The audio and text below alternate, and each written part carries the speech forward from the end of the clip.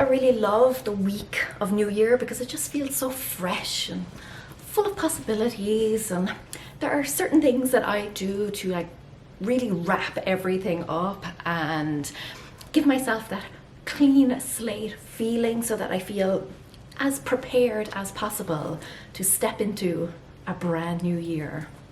Let's go.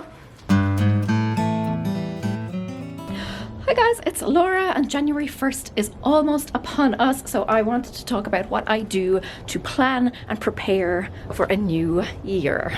My New Year prep actually starts several weeks in advance because I like to do what I call dry run December. And if you follow me on Instagram, you will already have heard me talk about that. But basically, I treat December as a free trial month.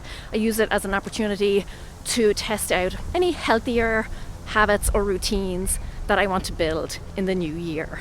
It's essentially so that I don't have to start from scratch on January 1st. I like to hit the ground running on New Year's Day, and that means having already ironed out any kinks and, solidifying my commitment. The next thing I do, and this is probably the one that takes the longest, but it's the one that's had the biggest positive impact on my life, and that is to sit down and read back over all my journal entries from the past year. When I read back over everything with the benefit of hindsight, I can see just how many things seemed like the end of the world at the time, but turned out not to be. So now when I'm facing something worrying, I tell myself, someday this will just be a journal entry. I cannot tell you how much of a difference that has made to my anxiety levels. I am much more just go with the flow these days. My husband would disagree, but he's wrong.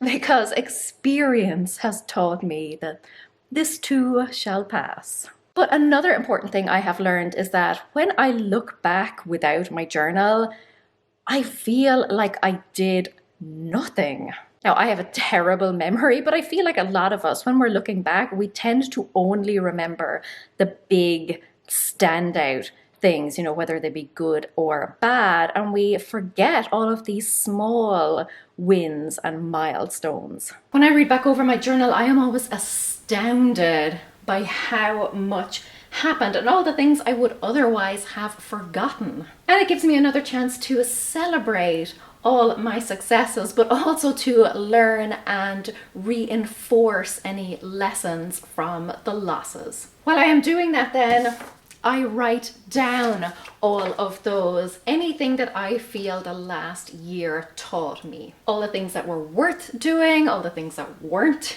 worth doing, any positive or negative patterns or behaviors that I noticed, and just general thoughts and observations on how I feel the year went.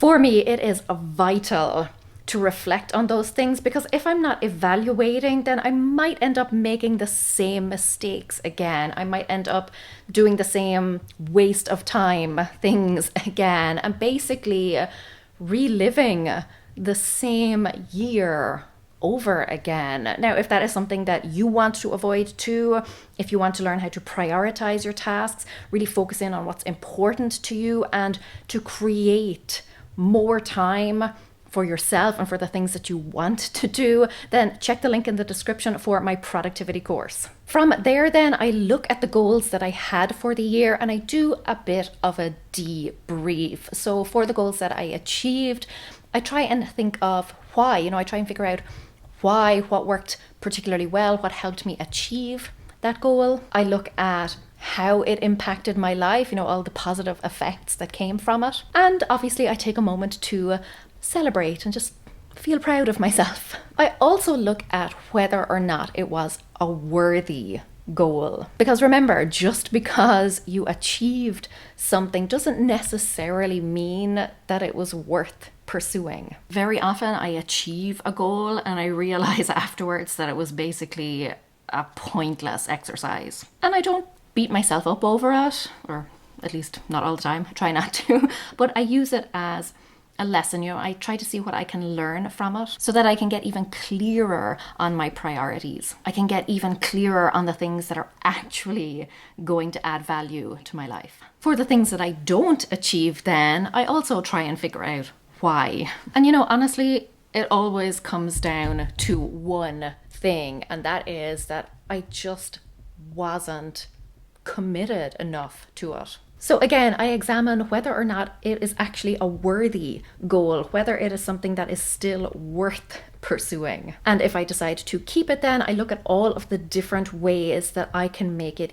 easier to achieve next year. Next, then I look at all of the things that I, started, let me put you down, started the past year, but just never finished for whatever reason. Anything that I would like to wrap up before the end of the year, and I then slot those into my schedule. I try and leave the last week of the year pretty open, pretty flexible, so that I can use that time to tie up all of those loose ends. Usually it involves really small, normal things like finishing reading my library books so that I can return those, catching up on laundry. Very often it will include like a little cleaning or decluttering project. Anything I feel is undone, or any area where I want to get that kind of clean slate so that I can start fresh in the new year. I'm one of these people who starts a lot of things, but really the most satisfying thing, the thing that's actually going to make you feel like you accomplished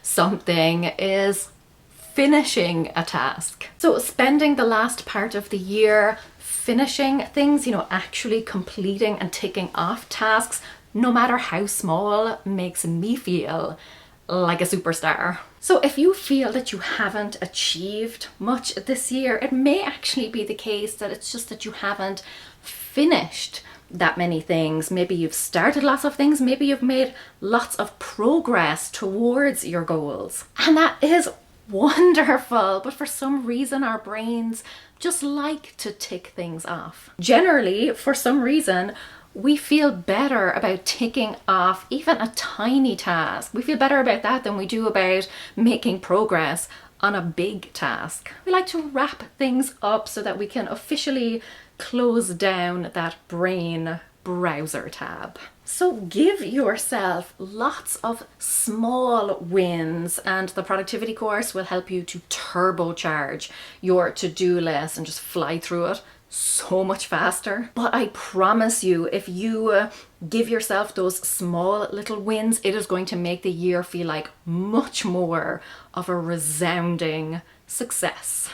After that, then I take another sheet of paper and I write down how I want the coming year to look. Everything I can think of, from the big things to the small things. And it's not just a list. I actually write down what I want to do and why. So it's kind of more like a letter to myself. Now I don't go into like huge explanations or anything, but just generally how I want the year to look and feel. All the things that I would like to achieve and experience. Now, the next part is probably the most difficult for me, and that is prioritizing, figuring out what I am going to focus on first. I'm one of these types of people. I want to do all of the things all of the time. So it's a real struggle for me to kind of narrow down, but I know that I have to be realistic. There is a whole module in my productivity course about prioritizing, if that is something that you struggle with too. Sometimes it is a matter of finding that one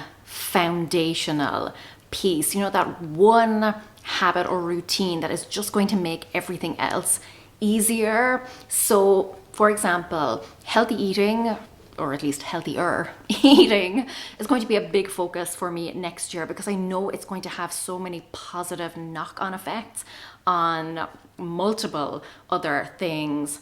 Obviously, my general well-being, but my energy levels is going to help increase those. It's going to hopefully improve my concentration. It's going to boost my immune system, all of those good things. But it's also about finding a balance between what will give me the best results, but also what I will actually enjoy doing. I don't know about you, but I don't always want to be on the struggle bus, hustling for an outcome that just doesn't really make me happy. So it's all about finding that sweet spot. And then there are practicalities, usually around timing. So maybe I can't start something until something else is done. Maybe a certain time of year is just a better time to do something. But then comes the fun part, or certainly the most perfectionist part. And that is the actual planning. So with everything that I have gone through, with all of the information I have gathered, I try and map out an overview of the coming year. So big events, and then monthly or quarterly kind of themes or goals. So in, month 1 or quarter 1, this is what I'm going to be working on. Very broad. Then I schedule in all of the things that I want to do before the end of the current year. So all of the things that I listed out earlier, all of those kind of loose ends. I try to allow a lot of flexibility there when it comes to scheduling, because I don't want to get to the new year feeling frazzled. So I do include a lot of downtime in that last week of the year as well. But I do still want that fresh start feeling. I don't want to wake up on January 1st, with a big long list of undone tasks. Inevitably, I will have some, but I want to try and minimize that list and keep it as short as I can. And then I plan the new year. Now, how kind of far ahead I plan or how detailed I plan really just depends on the mood that I'm in or how much time I have to do it. Usually I will do kind of a rough plan for January with a more detailed plan for the first few days of the new year. To me, like any further than that is just a waste of time, because life never goes according to plan. So I just give myself a good starting framework, and then I let life evolve from there. I would love to know if there is anything that you do to prep for a new year. And like I said, if you feel that you need like a little bit more direction with figuring out what is truly important to you, what your priorities are. You want to learn how to juggle your responsibilities more effectively so that you have more free time for yourself and your passions and your hobbies. Sign up for my productivity course. It takes you step by step through the whole process of planning your perfect week with at least an hour of fun, creative, hobby time that you can enjoy every single day. Sign up now and let's make next year a better year. Curav míle maith agam. Agus feici mé sibh se go luath. Slán.